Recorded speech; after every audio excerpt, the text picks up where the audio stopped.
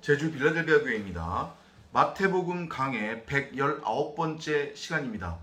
이 시간에는 백부장의 중보와 율법의 완성에 대해서 함께 살펴보도록 하겠습니다. 마태복음 8장 5절에서 13절입니다.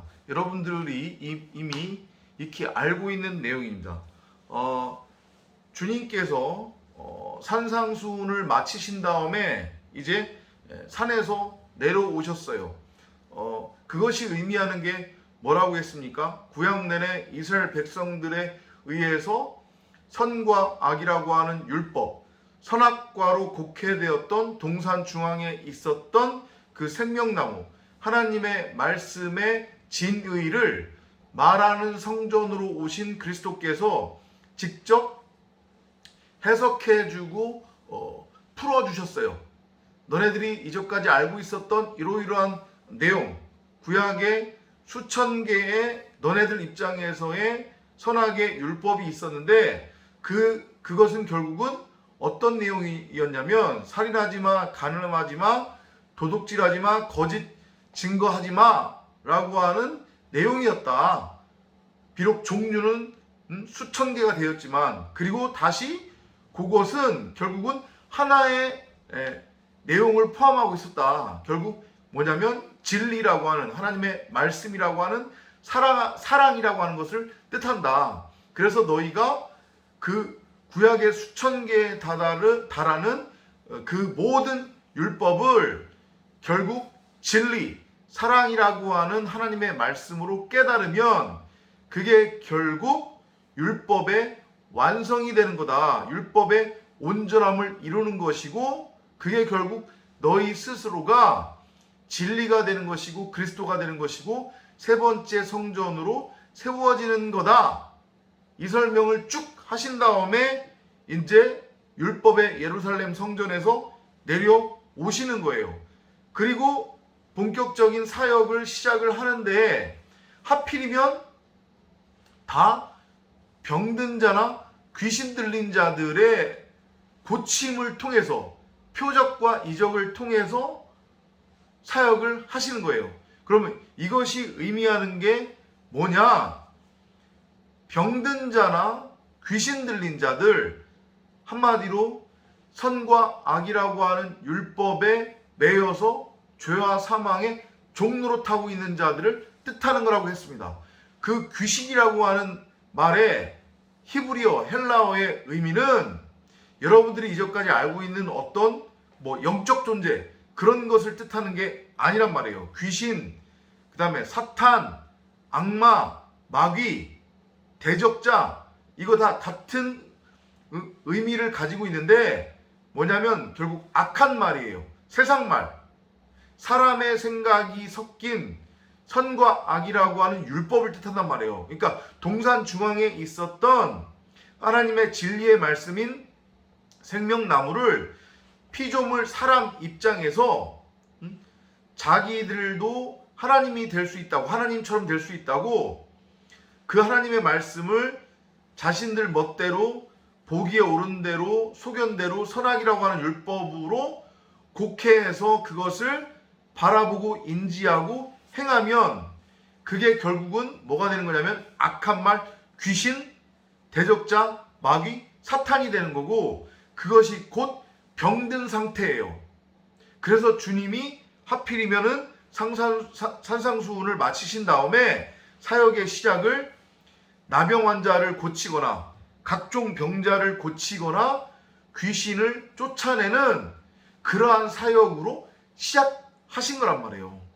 여러분들이 그렇게 이해를 하셔야 되지, 눈에 보이는 대로 문자적으로 하나님 믿으면, 예수 믿으면 능력받아서 나도 귀신 들린 자를 치유할 수 있고 귀신을 쫓아낼 수 있고 병든 자를 치유할 수 있다? 이렇게 넘어가 버리면 그것은 하나님하고는 아무런 상관이 없는, 그게 바로 불법을 행하는 자가 되는 거란 말이에요. 하나님께서, 주님께서 말씀하시는 은사, 신비주의는 그렇기 때문에 결국은 율법주의와 같은 맥락에서 하나님을 대적하는 그리스도적인 발상으로 여러분들이 이해를 하시면 돼요. 아무튼 서두가 너무 길었는데, 자 그러면 백부장의 이야기로 한번 넘어가 봅시다. 가버나움에 예수께서 들어갔을 때에 한 백부장이 예수님 앞에 찾아옵니다. 그리고 자신의 종이 심한 지금 고통으로 힘들어하고 있다. 심지어 움직이지도 못하고 있다. 그러니 좀 치유를 해달라. 이렇게 부탁을 합니다. 그랬더니 예수께서 그러면 내가 직접 가서 고쳐주랴 라고 하니까 이 백부장이 뭐라고 하냐면 당신을 저의 집에 드릴 만큼 제가 충분히 그렇게 선하지 못하니 그냥 말씀으로만 하십시오. 그러면은 제 하인이 낫겠나이다. 이제 요는 그거예요. 그리고 이제 그것을 보시고 주님께서 제자들한테 무슨 말씀하시냐면 내가 이스라엘 어디에서도 이만큼의 믿음을 본 적이 없다.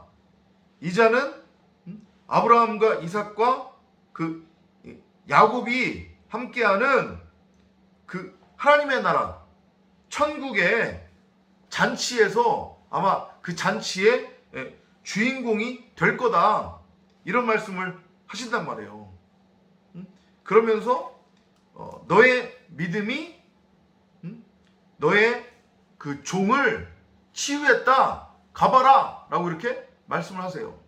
자 그러면 이것이 주는 메시지가 뭐냐? 같은 맥락으로 이해를 하시면 돼요. 산상수훈 끝난 후에 지금 내려오셔서 사역을 하는 건데 백부장의 종이 지금 심한 병에 걸렸다.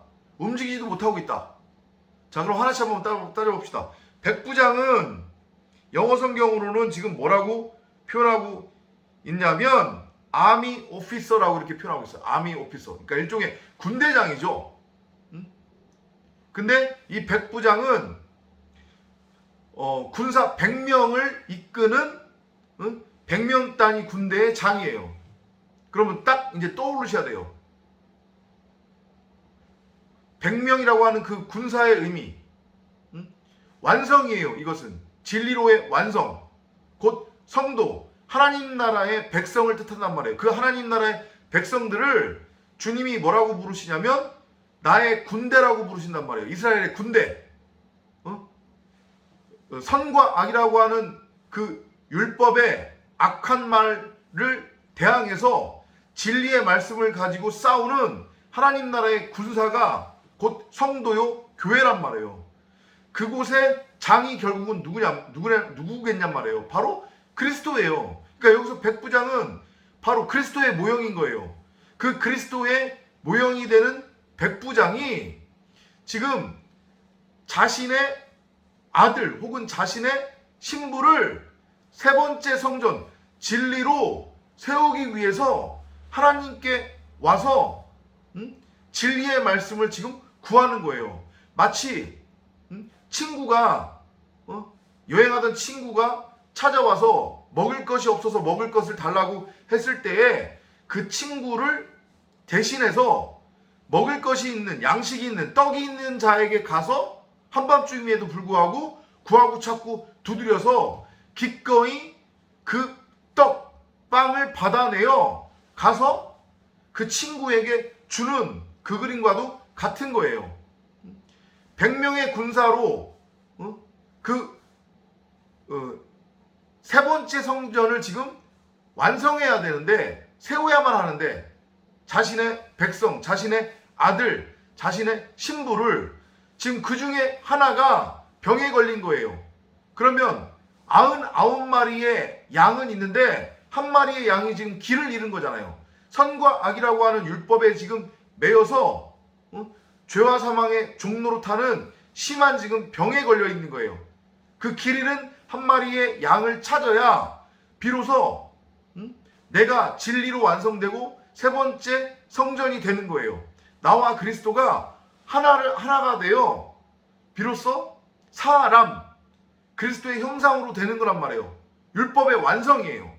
그것을 이루기 위해 백부장으로 그려지는 그리스도가 여러분이나 저를 위해 지금 하나님께 중보하는 거예요. 제 어린 양을 진리로 세워주세요. 그 병을 고쳐주세요. 그에게 필요한 건 뭐냐면 진리의 말씀이란 말이에요. 이해되세요? 이게 그 그림이란 말이에요, 지금. 그리고 그 부탁을 들은 하나님은 종의 믿음이 아닌 바로 백부장의 중보로 말미암아, 백부장의 중보 때문에, 아브라함의 중보로 말미암아 아무런 자격이 없는 조카 롯이 소돔과 고모라의 멸망으로부터 구원받은 것과 마찬가지로 지금 백부장으로 그려지는 그리스도, 그 그리스도의 중보로 말미암아 그의 종, 곧 누구예요? 신부, 성도, 교회, 여러분이나 저가 진리, 세 번째 성전으로 살아나는 새하늘과 새 땅으로 창조되는 그런 그림이 지금 그려지고 있는 거란 말이에요. 이해되세요?